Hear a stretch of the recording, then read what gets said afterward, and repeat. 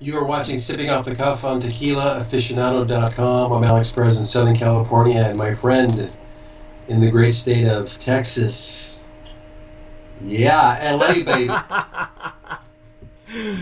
Alex, welcome to Dodger Talk. Dodger Talk. I'm wearing my Dodger apparel. Dodgers did win today. I did get to see the game. 10 Had some innings, awesome right? seats 10 off inning? space. 10-inning game. Beat the Wow. Braves. We keep Jeez. cooking. World Series, here we come. Yes. Woo. I'm there, man. It'll be fun. It'll be fun if it's the Dodgers in Houston. I would love that because I'm still a big Houston fan from when they were, in the National League. But here we are, drinking the state of Texas. Drinking Texas. This is Republic Tequila, folks, and the fine people at Impresario LLC, which is the main company. Tom Nall is the owner of this brand, and if you watch this over when we did the Blanco, the Plata, you know that there's a lot of history behind this brand. It used to be out of another distillery that made organic tequila. Republic was organic at one point. There were some changes going on with the distillery. A lot of you know that the distillery itself is no longer in existence. So they went off, changed a couple of distilleries, and now they are at Distillería Leidos. Let me get you that name in a second. But now, did you say, Alex, this was 7 months? Leidos. Yes, so they claim, okay, from their information, that they are aging it for 7 months in American white oak bourbon barrels. Okay, now, for those of you who don't live in Texas, you realize that it was one of the largest states, number one. Number two, it's also one of the largest consumers of tequila, believe it or not, and whiskey. So, and bourbon. And it makes sense to me that the folks at Republic, if you've ever met Tom Nall, he's like this bigger than life cowboy.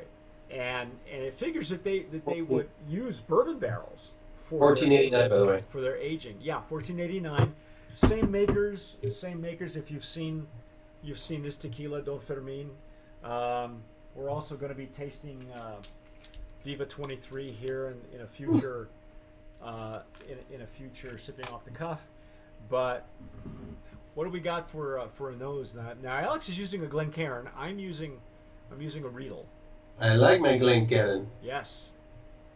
Alex is just about, you and Rick have just about completely changed out your whole tool chest for Riedels or for Glencairns. I like the Riedels, but these Glencairns, I mean, they're really good tools.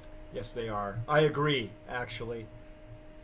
Now, this one is just, wow, in my face, hurt my nose, alcohol, right away. Oh, the alcohol? Yeah, now, see, you're barely on, you've just opened these, so it's not, Calm down. Calm down.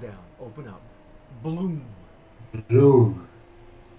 Now, see, I'm getting an over-the-top citrus that I didn't have in the Blanco. I'm not so much getting wood notes. What are you getting? Any wood notes? I'm getting a little vanilla. It should be from the wood. Yeah, I'm not sure why I'm getting a lot of there's a weird kind of a citrus note. Yeah, I do. Yeah. Is it? Are you sensing it? It's coming through. Yeah, from the Blanco. See, I would expect more barrel. 7 months in a bourbon barrel. Yeah, you'll start to smell good nose. And usually it's softened up too. This is really still pretty potent in my glass. Yeah, well, here too. I can't stick my nose in this. Wow. Is it hot? It's like really a lot of fumes in the nose.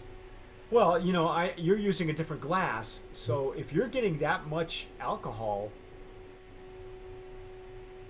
So much so that I can't get the nice aroma. Well, It's kind of hard. you're not missing much because it's like a citrus. It's throwing me off because for those of us who have had tequilas aged in bourbon barrels or even whiskey barrels, you'll get that top note of vanilla or caramel or something, right, Alex? But Yeah, just very, very, very light vanilla, but yeah, the I do get like a zesty, hard citrus coming yeah, through. yeah, yeah. It's zesty. It's a zesty, It's almost like it's and it's more pronounced in this one than it was in the yeah, Blanco. it's like it's purposely been put in there. Again, Yeah, for those of you who are unaware, Destilería Leidos does use a diffuser. So this is the diffused tequila, and also when they distill it, it's a column still that they're using, and of course if it's the pulp is baked in autoclaves as well. So And I still get the olive notes coming through. maybe that's what it is.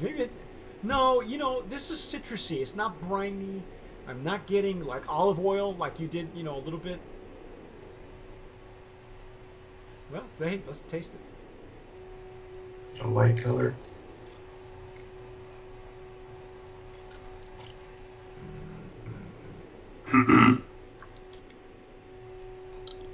Oh, okay. There's an aftertaste. Do you get it? Like on the retronasal, there's like a. It's a citrus bitterness aftertaste.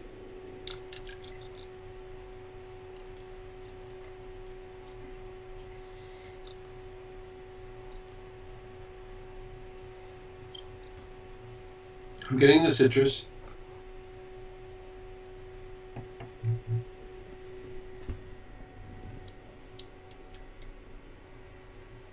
I'm still getting some type of. I'm getting now some type of fruit on the aroma, but I can't pinpoint it.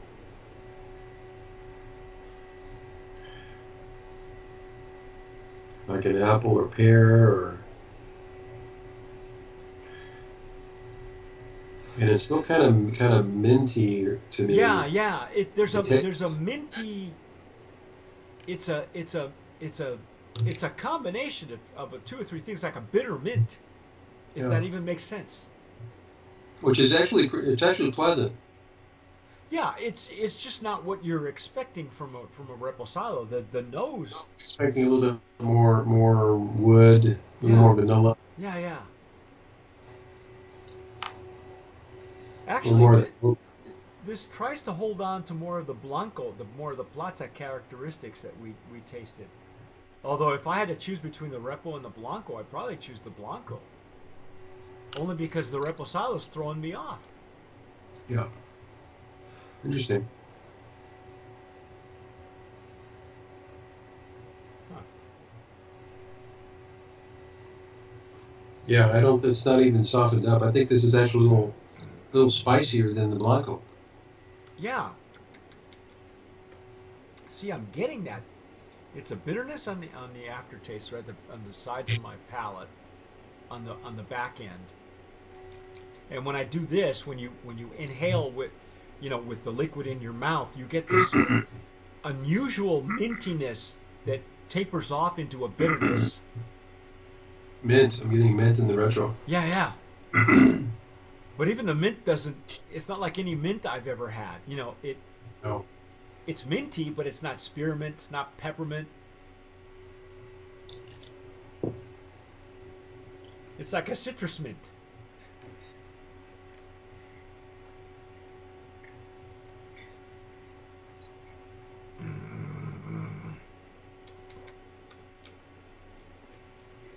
Eucalyptus. That's it. Eucalyptus. That's it. It's like I. Remember when we were kids? A bitter mint. Remember when we were kids, and I don't know about your parents, but my parents would always, if we had a really bad cold or something, they put vapor rub on us, As and, with and the then vapor. they make you like lick it, like Lick. swallow it. Yeah, my parents did. They said, "Here, swallow it. It'll open up your passages." It's like the worst. It's really bad. and that's it. It's eucalyptus. That's why I couldn't pin it down. But it's still hot. It's got a medium to long finish. You get that warm fuzzy.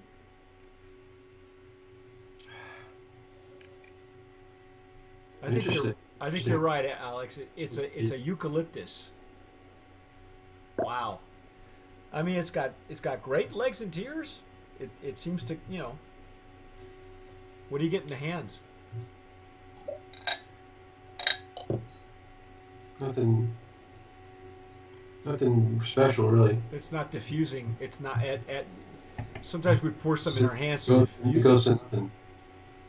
I got no barrel. No barrel at all. Yeah, no barrel. I mean, I got nothing. I expected a little bit more, especially for its age for 7 months. I did too, especially in a bourbon barrel. Yeah. Right. Now the theory is that a diffused tequila acquires more characteristics easier from barrels because you know, it goes in pretty much not tasting like anything, and then so you would imagine it, you know, with good barrels you're going to get some strong pickup. Yeah, and it didn't do that with the Repo. No, I'm surprised. I'm kind of let down because I thought for sure it was going to, you know, give me some wood notes, but I got like an amplified citrus on the very top layer. It could be the glasses I'm using as well, but Alex is using a Glencairn, and if you pick up any wood at all, you would have picked it up by now. Yeah, no wood. No wood. There you go, ladies and gentlemen. No wood. You got a lot of wood? No, you got no wood. You got no wood. I mean, it's an interesting tequila. Yeah, I like that you picked out the eucalyptus. I'm glad that you brought that up because I couldn't place it. It was mint and not mint, kind of like, and you got that citrus. You know, it's almost like they're fighting each other. You know what I mean? It's not Right. a balanced. It's a clash, and so you're confused because first of all you're looking at this going 7 months in bourbon barrels, right on. It's gonna smell like bourbon or something, right? Even some spiciness. I got nothing. I got citrus. So. That's our take. That's our take. That's Republic Tequila, ladies and gentlemen. Looks like Texas. Looks like Texas. Looks like Texas. Don't taste like it. Yeah. Not this particular iteration, but anyway, that's our take on Republic Tequila. I'm Mike Morales here in San Antonio, and that Dodger fan over there is. I'm Alex Perez in Dodger Town. You know what? You might have a different take on it. You might just love this, which is great. This is our opinion. You know, we usually kind of compliment each other. I'm like, we're kind of same stuff, but you might like it, and kudos to you. I mean, that's why there's so many different tequilas out there. But let us know what you think, and let us know if you've tasted earlier versions of this. Yeah, on the comments below. Sure. Subscribe to wherever you're listening to us. You know, Alex, now we're not only just video, but we are also back on audio. So you can find us on iTunes as well, which is kind of neat. You'd be surprised. I thought, you know, you were the originator of the Tequila podcast. It was you. And then then video was all the rage. Believe it or not, podcasts have coming back.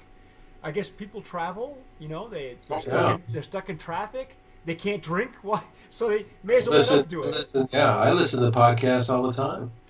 I listen to NPR. Well, yeah, me too. You're driving, you listen to NPR on the radio or you download it on your phone and you listen to it. Hey, if you're stuck in traffic in some of the bigger cities, look us up. You can't drink and drive, but you can listen and pretend that you were. You can listen and pretend you're drinking while you drive. Yeah, there you go. We're drinking this so you don't have to. Alex, take us home, pal. Thanks for watching Sipping Off the Cuff on TequilaAficionado.com. And as always, sip wisely.